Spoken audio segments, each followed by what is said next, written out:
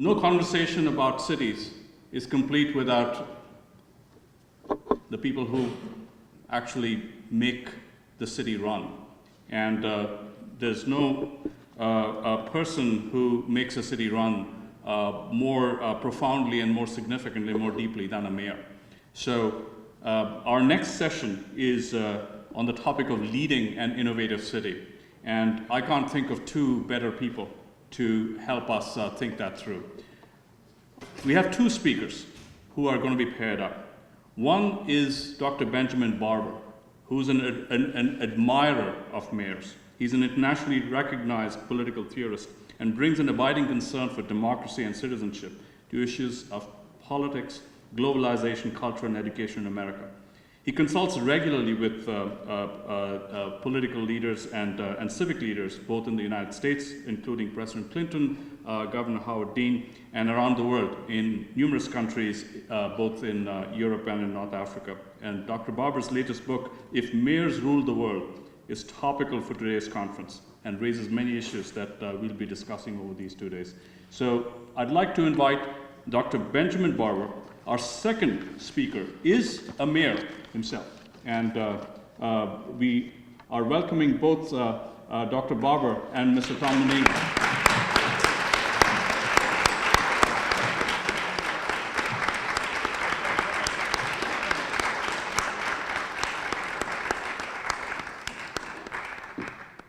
In the city of Boston, Thomas Menino needs no introduction, so I will probably not introduce him, other than acknowledge probably the greatest mayor, not only for the city of Boston, but for this country.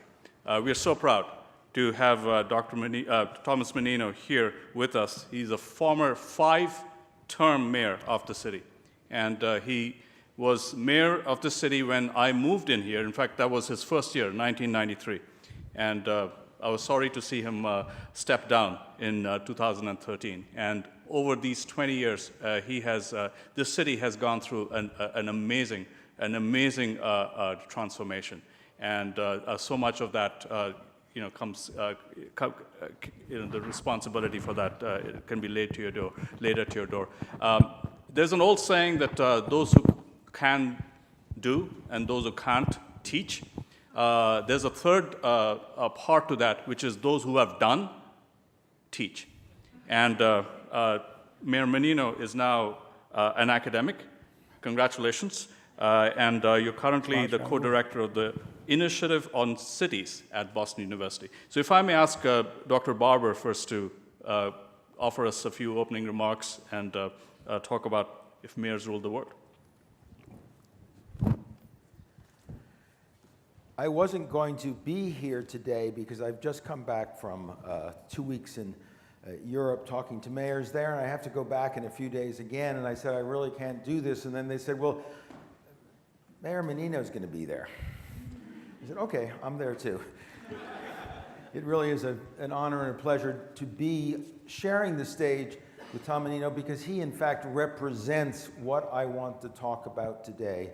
The efficacy, the efficiency, the capacity of mayors actually to govern in a world where most politicians have lost that capacity, where prime ministers and presidents no longer are able to sort out the problems, resolve the difficulties, adjudicate the conflicts.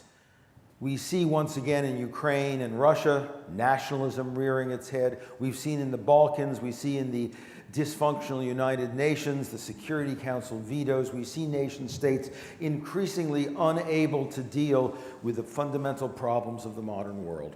And I'm not an urbanist. I'm not one of the wonderful city people that you all are that have been working in this area for a long time. I'm a democratic theorist and practitioner. I worked with Bill Clinton as an advisor. I've worked in national politics, and I've worked a lot around the world with democratic countries, democratic theory, democratic practice. But increasingly in recent years, my experience has been, as it has for all of us, the paralysis of the political system, the dysfunction of nation states, the inability of national politicians to move beyond their ideologies and solve the problems which it is government's fundamental task to solve. I think there are reasons for this that go beyond simply the particular incapacities of some politicians today. It's rooted in the changing nature of the world we live in. For 400 years, the nation state, prime ministers and presidents did a pretty good job because their jurisdiction was commensurable with all the problems we faced. You had a national economy, you had a national health system, you had national transportation, you had even wars that were between national armies, nation states. When I was growing up in New York, in the 40s, my mom used to say, "Don't go to New Jersey, your cousin has a virus. You might get a virus if you cross the river." Today, I worry about the West Nile virus. I worry about Hong Kong flu. I worry about HIV. When I was growing up, you listened to a couple national networks, and they were American networks. Today, we watch a global set of media, and we have a World Wide Web, no Boston Web, no Cambridge Web, World Wide Web. Every problem we face today is cross-border and global in character. No Medford warming. No Worcester warming. Global warming. The climate crisis is global. No country by itself can begin to deal with it. So the dilemma we face today, in addition to the particular dysfunction of national governors, is that we live in a world where every challenge we face is cross-border, global in character, and we still confront these new interdependent global problems with independent 18th century sovereign states, locked inside their borders. And that means increasingly our national governments simply are incapable of meeting the challenges. Where do we look for governance both at home and globally in a world where nation states no longer are able to adequately address such problems? And that's where, in thinking about problems of governance, I came back to the first and primary human political institutions, the polis, the township, the principality, the city. And in thinking about cities as they once were, I began to think maybe we should have another look at cities which already, as we know from all of you in this room who've been working on it for many years, we know in the last 20 or 30 years, whether it's Ed Glazer or Saskia Sassen or Richard Florida, we know people are saying cities are happening. Cities are where the solutions are being found. Cities is where government still works. Cities is still where there is some modicum of democracy, where when you ask citizens about who they trust, ask them about the President of the United States, it's 40%. Ask them about the Supreme Court, it used to be in the 70s, that's down in the 30s. Ask them about the Congress of the United States that they elect, that we elect. And 9 out of 10 don't trust the Congress that we elect. But ask them about their mayors, even of a different party. Ask them about the city councilors, and they'll say 70, 75, even 80% still say, well, we trust them. We don't always like them. We don't always vote for them, but we trust them. Not every mayor has the popularity that this one does. Not every mayor gets to meet half the constituents of the city, which you're reputed to have done. But even the ones who aren't particularly popular, even the new ones, have a trust level because mayors are different, cities are different, and I want to say a word about why that is because it goes to the heart of our governance problems and suggests a solution to the problem of globalization and global governance that I mentioned. Because there's a reason why mayors are different. There's a reason why their form, their mode of governance looks different, seems different, and actually gets things done. And the first and most important thing is that mayors are and must be pragmatists if they are to govern well, which is to say they can't afford to stand on ideology. They can't afford to stand on principle. Because when our national politicians are standing on principle, the country's falling down. 2 years running, last year, year before, the national government of the United States closed. Two astonishing things. One, not too many people even noticed. But second, the reality that the most powerful country in the world and its government closed its doors. Now, it occurred to me, I was thinking about that. Imagine Mayor Menino, sometime he was having a quarrel with some councilors a quarrel with some business, a quarrel with the university. He says, all right, we're going to close Boston for a few days. You can't close a city. All the way back through the Middle Ages and siege and plague, cities kept going. In wartime, cities keep going because cities are the warp and woof of our lives. Cities are where we're born, where we grow up, we're educated, we get jobs, we get married, we have children, we get old, we get sick, and we die. They are the communities that define us. They are our communities. You don't close our communities. You maybe close some distant bureaucracy that claims to represent you. You don't close the communities in which we live. And no mayor can afford, no councilman can afford to let that happen. Which means it's not just that they're good at solving problems and reaching out and building coalitions and being pragmatic. They have no choice. They have to.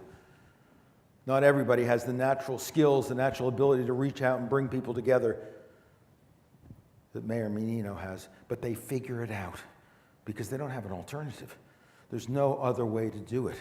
So the new guys who come in, the de Blasios, the Garcettis, the Walshes, they figure out in time what Mayor Menino learned over many years. They know they're going to have to do it too, because that's how cities work. And that points to another characteristic that's so different between mayors and presidents and prime ministers. Mayors are, I like to say, homeboys, homegirls, homies. They're from the neighborhood. They know people. I mean, it's a joke. I don't know. It could even be true. People keep telling me half the city, half of Boston actually met in person Mayor Menino. But it doesn't matter whether they did or not, because the whole city feels like they did. And they feel they know Bloomberg, and they feel they know Ed Koch. Because the mayor's a neighbor who's taking some time to help the city govern itself. He's from the town. He's there before. He's there after. She's born there. She grows up there. It's very hard to parachute in and become mayor. You can do that in the Senate. You can do it in the governor. You can't parachute into a city and say, okay, now I'm going to be the mayor. Never been here before, but it's a nice city. I think I'll be mayor of Boston. So mayors are homies. They're from the neighborhood. And that's a different kind of thing. A lot of you read about Cory Booker when he was mayor of Newark, and he was driving to work in his own car one day, and he saw a smoky fire, and he got out and ran in and pulled two people who had been overcome by smoke out of the building. The way any neighbor would. He wasn't a hero. He said, I was their neighbor. Of course I did that. That's what you do. Do you think the Secret Service would let Obama, if he was driving through Newark, out of the car to go in and pull somebody out of the smoke? Of course not. Nor would he be in his own neighborhood. Couldn't do it. His neighborhood is South Chicago. But he lives in Washington. Mayors live where they govern. They're in their own neighborhoods. They're with their neighbors. They're in a community in which they can feel what it means to solve problems. And so it's not really an option to say, we're not going to do that, or I don't agree with that, or that my principles don't permit that to happen. In the very best way, they have to say, screw my principles, I've got to find a solution to this problem, and I'll deal with who I have to. And I may be a business guy, but I'll deal with the unions. I may be a union guy, I'll deal with business, doesn't matter. You can't govern a city without civil society, without NGOs, without business, without the unions. And if you think you can, you better find another place to do your job. And by the way, we tend in America to be quite parochial about this. I think a lot of us think, well, that's true of American mayors. But my book is about mayors all over the world, and I've traveled a lot around the world, and I've been talking in recent months and years to mayors all over the world. And it's true even in places where mayors aren't directly elected. In France, they're part of a political system. They're appointed, not elected. In most of England, they're city councilors or others who are appointed. But even mayors who aren't elected by their neighbors feel like their neighbors, and they end up acting like it. Boris Johnson, he's a Tory, but he calls himself an anarcho-Tory. And in fact, he's done a number of libertarian things, he's done some social things, and he's done plenty of good business things. Mike Bloomberg starts out as a Democrat, then he's a Republican, then he says, it's irrelevant, I'm an independent. England, just for the first time, allowed some cities to choose whether they want to elect a mayor. Bristol, England, is the first city that decided to do it. The one they elected, terrific young mayor, George Ferguson, ran as an independent, not as a Tory, not as a socialist, but as an independent. Even in France, where mayors may be from a completely different part of the country and they're appointed for a while to a city mayoralty, as Francois Hollande was in Toul, and he was from the north, but he became mayor for 7 years before he was president. He was mayor of Toul. But in those 7 years, he really began to feel like a citoyen de Toul. And when he was inaugurated as president of France, he didn't do it in the Élysée Palace. He went back down to Toul, little town in the south, and he was inaugurated there because he wanted to be among what he regarded as his fellow citoyens, his fellow citizens. Mayors undertake governance in the original sense of that word. Governance is supposed to be not about grand ideological battles, but about solving the problems of health, transportation, schooling, retirement, work, jobs that we need to have solved so we can get on with our lives. Government provides the framework for life, and we need people who know how to help us frame and solve the framework so that we can then do the things in a free society we want to do. And when it becomes the theater of grand ideology, and don't get me wrong, I'm a progressive Democrat. You know, in Europe, I'd be a socialist. But when you try to bring those quarrels into the city, when you think city governance is about establishing which side is right in the great moral battle of capital and proletariat, the city goes to waste and is left aside. That's simply not what the job is. And in my mind, that's much closer to what governance should be ultimately about. There's a great story of Teddy Kollek, who was the mayor of Jerusalem, and he was actually, ideologically speaking, fairly Zionist. He wasn't very sympathetic to Muslims and Christians, but he lived in a multicultural city and it was his city to be mayor of. And when, after years and years of imams and rabbis and Christian prelates coming into his office every week and saying, we want access to the holy sites when the Muslims have it. No, we have a right. We have an older history. We want access to the holy sites. And they had these long religious quarrels in front of him. He finally said, gentlemen, spare me your sermons and I will fix your sewers. I will fix your sewers. Stop lecturing me about religion and religious rights, and let's make the city work. And that's what mayors do. That's how they operate, and that's why that form of governance is so much more effective today than prime ministers and presidents. But it still raises a question for us, because the question I started with is the dilemma of a world in which our problems are global and interdependent and cross-border, and the solutions are national. And now I'm saying, let's go back to the city. I'm going the wrong way. I'm going back in time. I'm going down to an even more small unit. So how's that going to work? How are we going to solve global problems by going back even before the nation state to the cities that were here before then? And by the way, cities are older than the nations they belong to everywhere in the world. And they constitute 80% of the population in the West, 52% of the population in the world. Ed Glazer, again, repeated as we all know, more than 80% of GDP comes from cities. So cities are certainly where it's at. But isn't that going the wrong way? Well, here's the thing. Mayors figured out that if they are going to govern well in an interdependent world, they don't just need relations with the state level and the national level. They need to relate across borders with one another. And there are dozens and dozens of intercity associations you've never heard of. I don't mean the U.S. Conference of Mayors or the National Civic League. I'm talking about, for example, the most important organization in the world nobody's ever heard of, UCLG. Put up your hand. Who knows what the UCLG is? Great. 2. That's a record. Usually it's 1. 3. United Cities and Local Governments. 100 years old, started at World War I. 2 convergent 19th century city institutions. Been meeting for 100 years where mayors try to talk with one another. ICLE, the Environmental Issues Organization. More recently, the C40, Climate Cities. City Protocol, a Cisco Systems Barcelona web-based coalition that try to share best practices. CityNet, an Asian network of cities that cooperate together.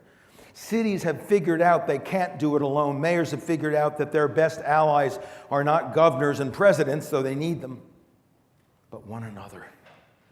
in a world where more than half the population are in cities and more are going there. They have to work together. And that raises some of the questions that we talked about this morning, because many of the issues mayors have to face are the result of forces they do not control. Illegal immigration, climate change, inequality, take those three. Mayors, city councilors, they didn't cause those problems. Climate change is a global problem, a result of global warming, a result of global emissions.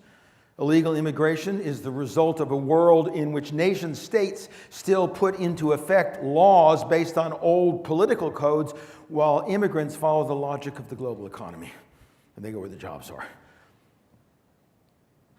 And that means that in every city in the United States and Europe and around the world, there are hundreds, thousands, hundreds of thousands of residents who are, quote, illegal, undocumented. And according to the US government, according to the European Union, they don't exist. They're not there because they're illegal. But if you're a mayor, they're here. Their kids go to school. They use the emergency rooms. Some of them commit crimes. They hold jobs. They drive cars. But they don't exist. Well, no mayor can say, the mayor says they exist and I've got to deal with them. That means in Europe they're talking about urban visas. De Blasio, here the new mayor of New York, is talking about a city identity card. California and the cities of California are giving driver's license to so-called illegal immigrants, because better that if they're there and driving, they have a license. Better if they're using the emergency rooms in the medical system, we know what the diseases are that they have. Better if they have jobs that we can track them and help them. Better if they need social services, that they get the social services that are available to all citizens. I'll make a prediction here today. I predict that in the United States, eventually the way to legal citizenship will not be through a recalcitrant Congress that refuses to take any action, but will be through cities that are offering city and urban visas, and that will legitimize the so-called illegals, and at some point it will become the way to a legitimate national citizenship, if you held citizenship that mayors do, because that's what they do practically. Same with carbon emissions. 70–80% of carbon emissions are caused in cities, but that means cities can deal with them. By the way, cities are also the victims, first of all, of warming and climate change. Just think about New Orleans, think about New York, think about Boston. It's cities where the people live. 90% of all cities, by the way, are on water. Streams, rivers, lakes, seas, and oceans. Ocean rise is going to be of the first concern to cities, as we are very quickly learning. There are, I've mentioned already, a number of city organizations that are beginning to take their own actions. Year after year, we watch nation states go to Copenhagen and Rio, and next year they'll be in Paris with the COPS process, the UN process, to update a Kyoto protocol that has never been lived up to by anybody. Meanwhile, cities are meeting, working together, and beginning to take on those problems. Mayor Villaraigosa in Los Angeles greened up the port, got plug-ins for the idling diesel buses, freighters and cargo vessels so that they turn off their diesel engines, upgraded the fleet of 12,000 trucks that come in every day to hybrid engines, and cut about half of the carbon emissions from the port, which were 40% of the carbon emissions of LA. Mike Bloomberg down in New York, in our city, it's not so much cars or the port, it's the old housing stock, the old buildings, we leak 8, 10, 12% of our energy. Air conditioning leaks out in the summer, heat leaks out in the winter. He imposed new insulation standards on old buildings and raised the standards for new buildings such that over his years in office, the leakage was cut by about 80% of that leakage disappeared, which means about, if 10 or 12% of the energy was leaking, only about 2% is leaking today. And the result, again, is a 15–20% cut in the use of energy in New York. In Bogota, Colombia, and other South American cities, they're doing it with dedicated above-ground rapid transit lanes. We were talking about sharing roads downstairs, but in fact, his idea was don't share the roads with goats and bicycles and buses and pedestrians. Have buses that run clean in their own lanes, curbed off like above ground subways. You can build one of the system like that for 5% of what it costs to build a subway. And you can eliminate so much of the carbon emissions from cars because even the middle class leave their cars and start taking the bus. And as a side effect, it means to get from the favelas into the jobs in Center City, Bogota today, it takes 45 minutes, not 3 hours, which means a more humane life and better jobs for poor people in the favelas. So here are 3 different cities, 3 different ways of doing it. The mayor and I were talking before we went on about how different cities are, and there's no one solution for everybody. But what mayors know is that in their city, there is a solution. And they can share those, they can figure out their differences and do it. So whether it's in immigration with visas, local visas, urban visas, whether it's in climate change with finding ways, and we didn't even talk about, of course, the pedestrian zones and the congestion fees and the Boris bikes and the public bikes and the rental bikes that increasingly are being used. But we know you can, in the city, have a profound impact on problems that national governments are saying, we can't do anything about it. We just can't do it. I'm sorry. Whether it's Obama or Bush, doesn't matter, can't do it. So I want to suggest to you then that when we come back to cities and make cities our theme, it's not just that it's a hot subject and it's an interesting theme. It's that cities know how to govern, mayors know how to govern, city councilors understand the problems of government, and when they do it together across borders, when they do it globally, when they do it interdependently, they can begin even to have an impact on global governance. And I'll end just by saying the last chapter of my book proposed, and at that time it was very theoretical in my mind, a global mayors' parliament that might bring mayors together regularly to create a bottom-up, informal, soft governance structures, because if enough cities agree to do it, it becomes the practice for the world. That idea has now taken off. We've held 2 planning meetings, one in Seoul, Korea, one in New York last fall. There'll be another in Amsterdam in September. I'm hoping very much I'm going to persuade my new friend Tom Menino to join us in Amsterdam for that planning meeting. And there is now a plan in 2016 in the Dome, the Millennium Dome in London, the O2 Arena, to hold a first pilot meeting of a global mayors' parliament. So mayors are doing it at home. It's my belief they can do it globally in ways that help them govern at home. And for that reason, and it's nothing you don't know already, for that reason, cities are where it's at. Cities are the hope for the future, the hope for democracy. And last thing I'll say is there's deep cynicism about democracy, but not in the city.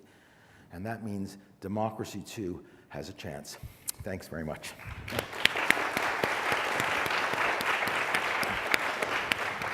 Good job. Well, that seems like quite a job, to be the last stand for democracy, fixing sewers, jumping into burning buildings, illegal immigration, fighting climate change.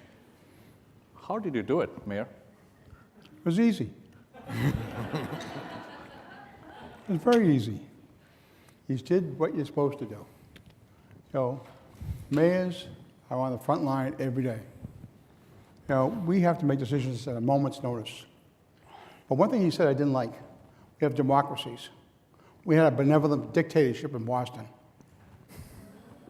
All right? But seriously, what I believe in, the issues he talked about, and national government, state government, they're there, but they're not there. They don't have any idea what happens in cities. They don't react as fast as we have to. We have to deal with the issue of how many immigrants move into your city. What programs do you have for them? I created the Office of New Bostonians to deal with the new immigrants in Boston. Boston's a minority-majority city. And that diversity of our city is a strength of our city. And how do we make sure those folks have opportunities in Boston? And so I set up this Office of New Bostonians. It wasn't done by anybody from academia. It was done by me. I was sitting in my office one day talking to some folks, and they were all from different places of the world, and I said, they were having trouble going through the system, and I had some trouble going through the system. I says, if they're having problems, I have problems. There's something wrong with what's going on in city government. So I created this Office of New Bostonians. We used to have meetings. Thursday night was a meeting They come to City Hall, get legal help or housing help or jobs help. And also we had outreach workers out in the neighborhoods talking to that new population of our city. And that's important because cities are changing. We have to change what the people of the city are. We have to make opportunities. Boston's the youngest city in America, between the ages of 20 and 34. Why are they coming to Boston? For a few reasons. Academics. We have 28 colleges and universities around us. But also there's activities for them. A couple of years ago, I worked with a CEO of a major corporation. They were in another city. They're moving to Boston. They'll open up next year. Why are they moving to Boston? Because they couldn't hire young, educated workforce. They couldn't get those professionals to work for them. There was nothing for them to do after work. They had no place to go. And the city they was at was go to work or go home. And this corporation changed their whole location to come to Boston because they see the activity and the brain power we have. And 48% of our graduates go to school here, stay in our city after graduation. That's the brain power that really feeds our economic development, feeds our banks, our institutions, all those things. That's what happens. We as mayors, like my friend Ben said, we have to react and do things. And I just say the other things we have to do is we have many different facets of what we do. We deal with education. In Boston, we deal with education. I have appointed a school committee. We have the issue of the sustainability, crime, financial services, recreation. And one of the things I did as the mayor, and I think we have to think about this issue, is the finances of a city. That's one of the most important things you can do. If your finances work, your city works. And a lot of mayors don't pay attention to the finances. And I tell you, there's some cities in America right now who are in real difficult shape because they only wanted to do the fun stuff, they didn't want to do the tough stuff. By sitting through budget hearings and talking about it. I was a fanatic about sitting in budgets, talking to department heads because I liked it. And my department heads never liked it because I knew more about the budget than they did. And that's unusual for mayors, but I just made that my expertise in city government. But I had to make sure that the schools were being funded properly. Because if the schools aren't funded, you don't educate these kids. I went from a 20% dropout rate down to a 5% dropout rate. When I left office, we had more kids going on to college than ever before in our city's history. That's important. See, education, a lot of mayors don't want to get involved in education because you never know what's going to happen.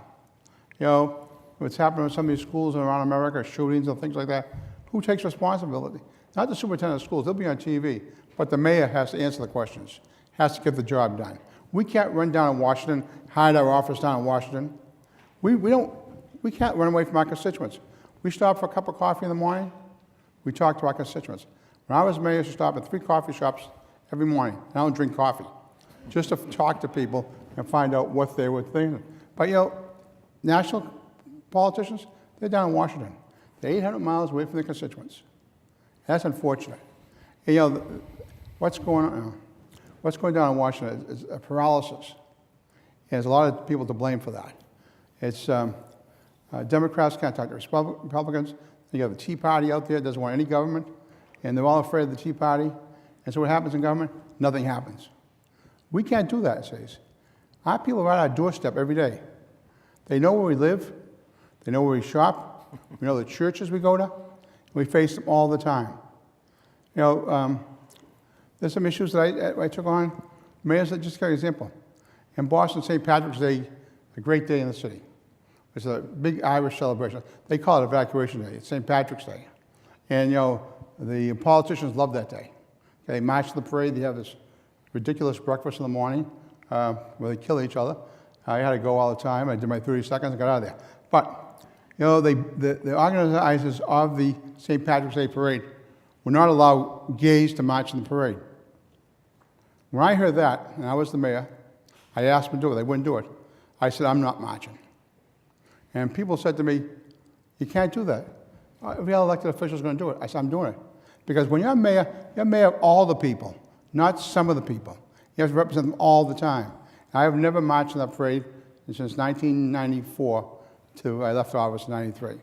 I never would march in it because the group that organized it were the Allied Veterans Council and they didn't believe that gays had any place in our society. Well, they're wrong because they're a very important constituency in cities, and we deal with them all the time. The other thing, the sustainability issue, the guys down in Congress in Washington, they don't do it. We as mayors, we have to think about, climate control. The other issue is on the seacoast, the rising tides. How do you put building codes in that the buildings don't get swamped like they did in New York City when they had the hurricane? You do those things. How do you change your building codes and make it a different world? But like my partner here said, all mayors are different. All cities are different. In Boston, we have a strong form of mayorality in Boston. Cambridge has a city council who's elected president, and all due respect to the mayor here, all they do is travel. They have no real power. But cities that have real mayors get real things done. We get, because we have to answer to our constituents every 4 years. And so I tell you, folks, the other thing I want to ask you all to is get involved in government. I was a mayor for 20 years, and I was a city councilor for 10. Why I was there so long? I couldn't get another job. That's the whole reason. But I loved every minute of it. And I'm asking all of you, think about government. There's no bench strength in government today. There's nobody out there that's willing to come to government and spend a couple of years. You don't make a lot of money, but let me tell you, when you go to bed at night, you put your head in the pillow, you say, I did something for somebody. And that's the most satisfying part of my mayor's job for 20 years, was I was able to say, I helped somebody out. Let me tell you an example. Some days I'd wake up, like, say in the springtime, right on Mother's Day. I'd have a mother's party at a playground. And then, somebody gets shot in the daytime. You go from the happy incident to an incident where a kid was shot and I have to go visit the family and console them and figure that out. And also talk to the community and make sure the community understood the issue, what was happening out there. Like the marathon bombing last year. I was operating on Saturday. The bombing was at 2:50 on the Monday afternoon. And, my doctor all said, you can't leave the hospital. I said, I'm leaving. And my nurses helped dress me. I left in a wheelchair. I had to show the people that I was in charge of the city. Keep calm. And I think people of Boston and the country really responded well in that. And I tell you, we set up that one fund where we had one fund in the city of Boston to compensate some of the survivors of the marathon. We raised $61 million the first time. Now we've got another about $20 million. And we've worked with those survivors since day one. We've had group meetings with them, had dinners with them, all that. We haven't left them behind. We'll keep on doing it. But mayors do that. You don't see other elected officials do that. We're there because, we care about all our constituents, not some of our constituents. And that's the key to be a good leader. You have to understand, you represent not just one special interest group, but you represent every interest group in your city. And in Boston, we have about 85 different languages spoken. And so you have to understand who they are and where they are and how to get to them. You have to go to the churches and mosques. Any place you want to go, you go, there are, I went. And that was my job. That's what most elected officials have to be. They have to love their people, be involved with their people, and make decisions for their people to make it a better place. The city is the cities where the activities are. And so, he only talks a long time, I know.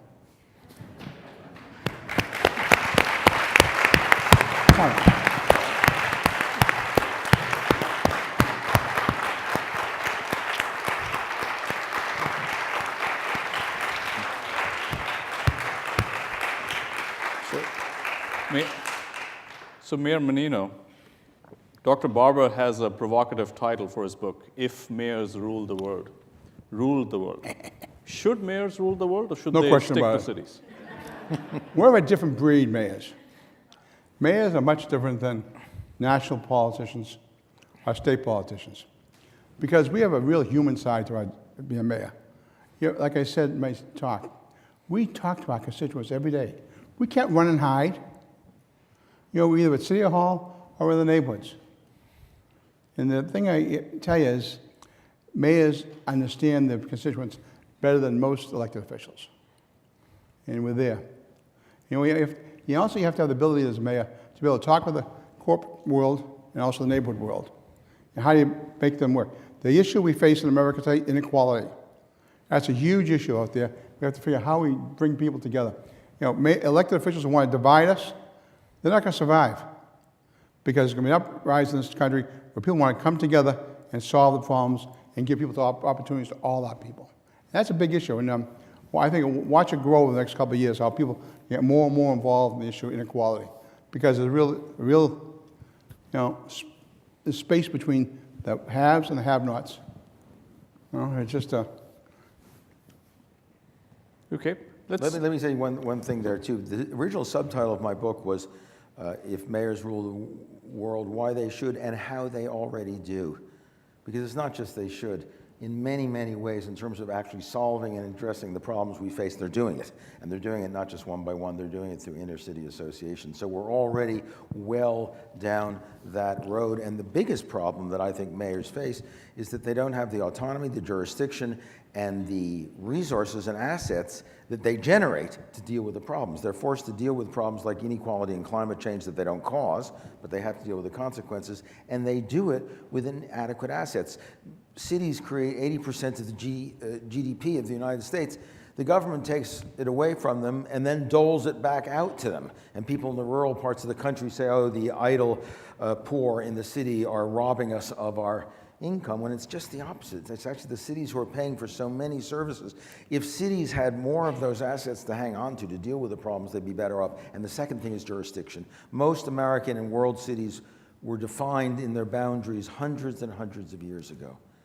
And today, the effective service areas that the culture, the transportation, the jobs serve is way beyond the city limits, which means most people in metro regions are free riders. This is true of Detroit, for example. The old Detroit is bankrupt within its old jurisdictional borders, but the 10 counties around Detroit are flourishing. And that's really greater Detroit metro region. 3 to 5 million, their population's gone up, while Detroit's gone down from 2 million to 700,000. The car companies left Detroit, but most of them resettled in the counties around Detroit. The 10 counties around Detroit are the most effective, richest new economy region of that part of the country. If Detroit were defined by the 10 counties that make up greater Detroit, it would not be bankrupt. It would be a problem area in a large city that was doing very, very well. And every city in this country faces the problem that its jurisdiction doesn't extend, its tax powers don't extend to the areas that it serves. But Detroit's one of my favorite bets. My dream was to take over Detroit when I left mayor, because they have such problems out there. It takes a police officer 90 minutes to answer a call. Just think about that. 40% of the streetlights are out. Their pension fund is unfunded. It's taken them to bankruptcy. But they had no leadership. The state government wasn't a partner with them. Real thing. The other issue I think he mentioned was immigration. That's the phoniest issue we have in America today. That's a phony issue, because all those Fortune 500 companies out there, how do they become Fortune 500? Through immigrants. And now they're saying, oh, they're not welcome. They're not welcome. That's an issue we have to pay attention to. Because those folks who came from other countries seeking opportunity, they made America. And now we're saying to them, oh, no, we don't want you anymore. Go back to where you came from. And the idea of police departments deporting immigrants for,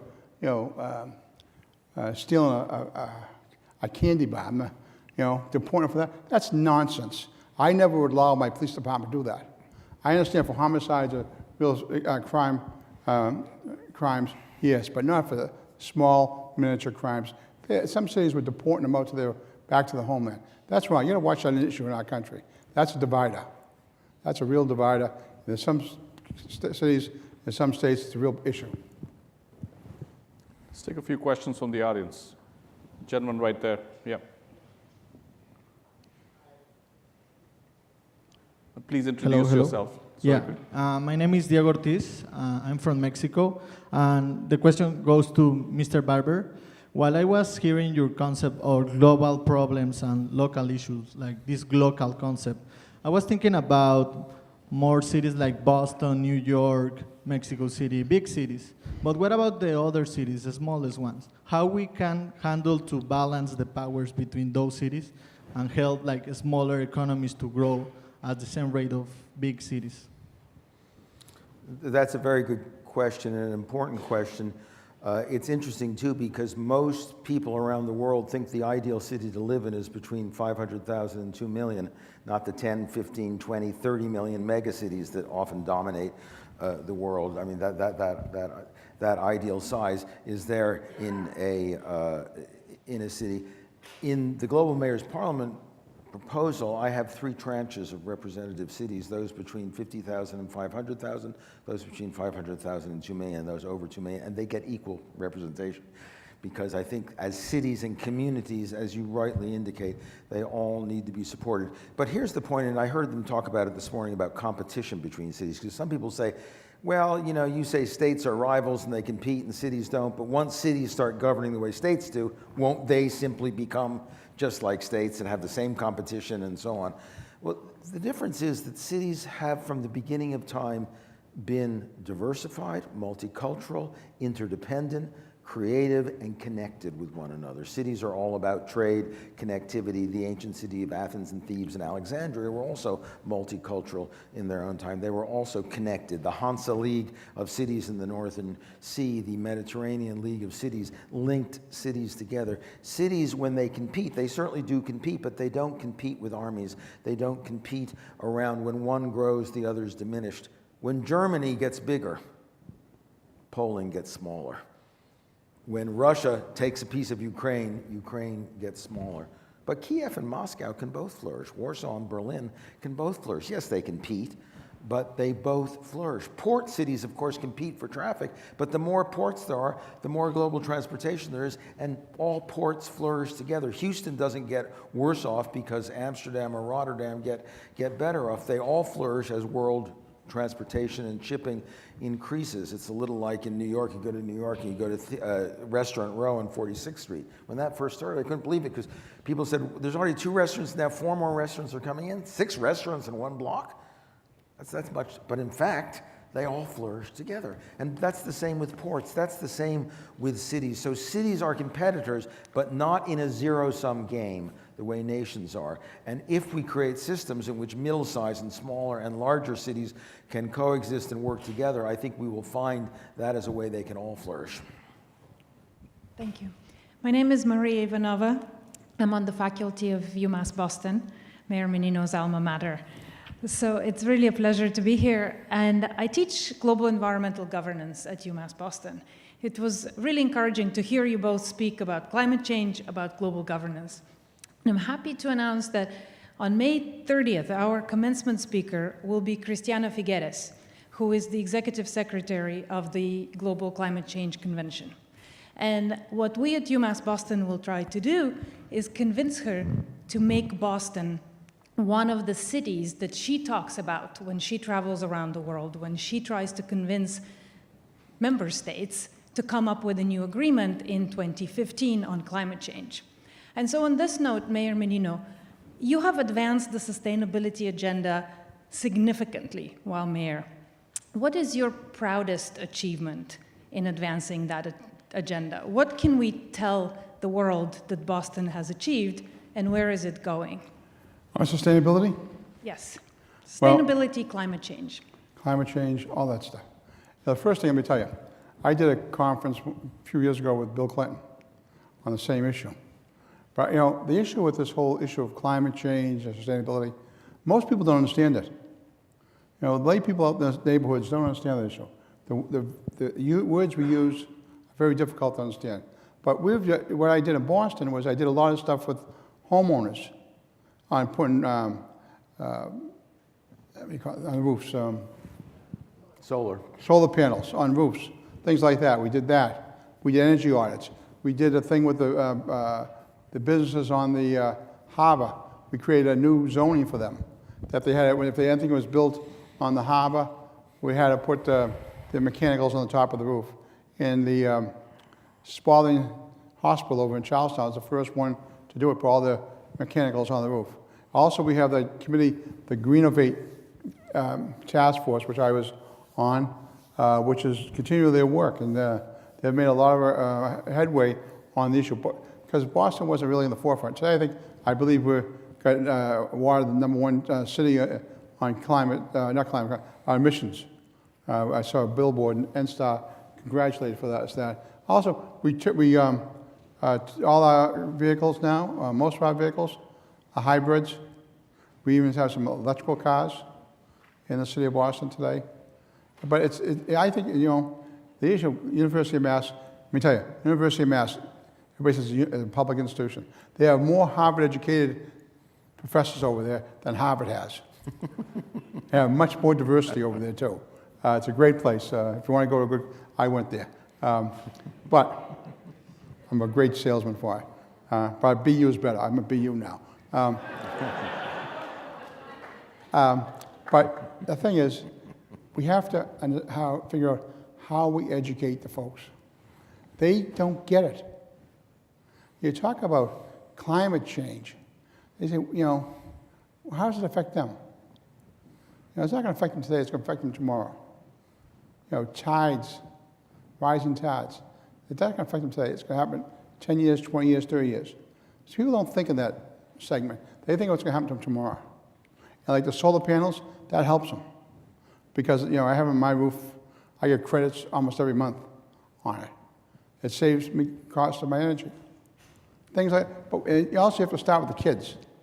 And schools have to have programs to educate the youngsters about this whole issue. But you got to change some of the verbiage. You really got to do that. I think the person who does that is going to be the leader of the country on that issue. Because I think I've been to a lot of meetings and people say, look at you talk about climate change, they look at you staring at you, and what the hell does that mean? Oh, you know what it means.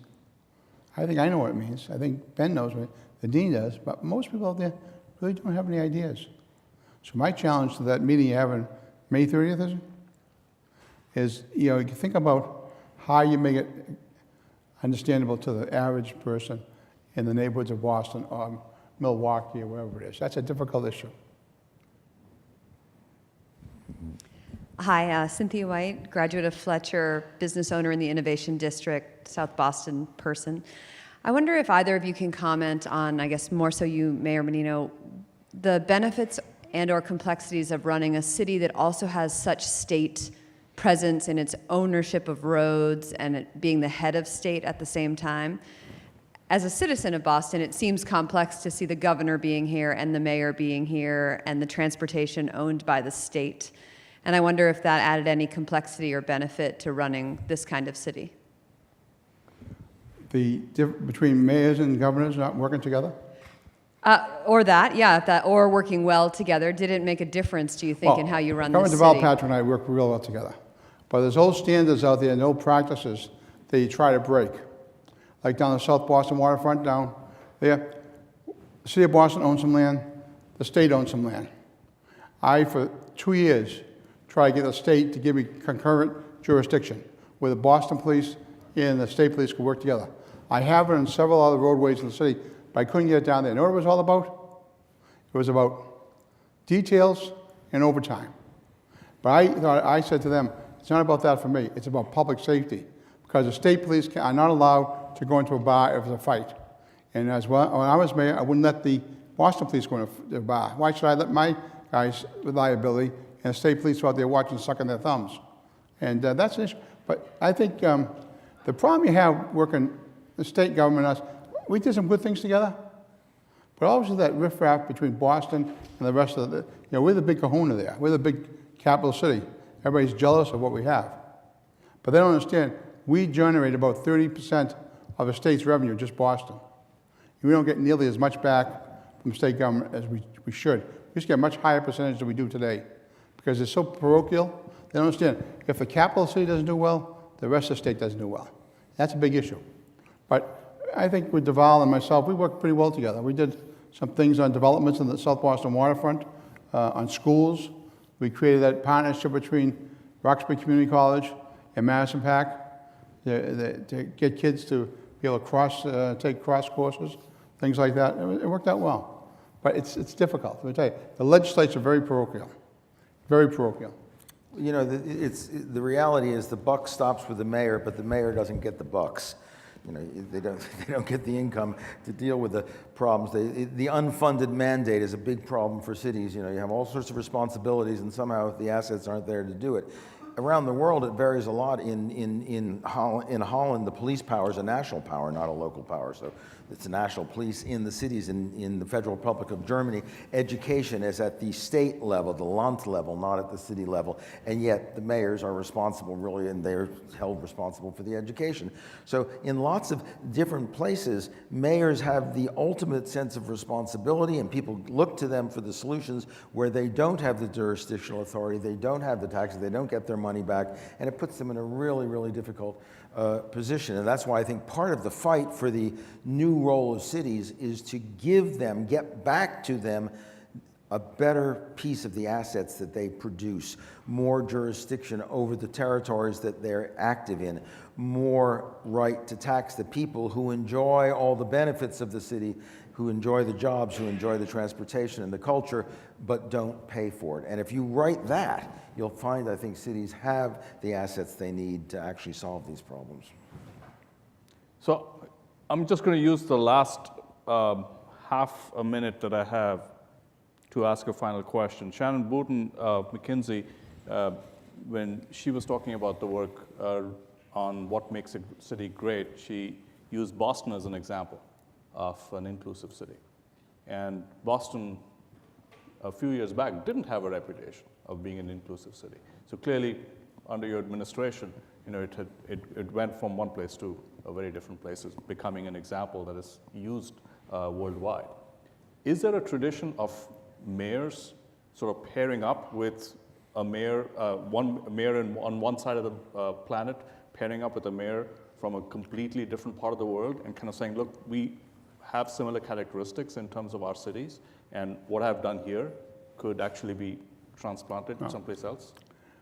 Ben and I are working on a meeting in September 19th in Amsterdam. Global mayors bring all mayors together. Normally it doesn't happen.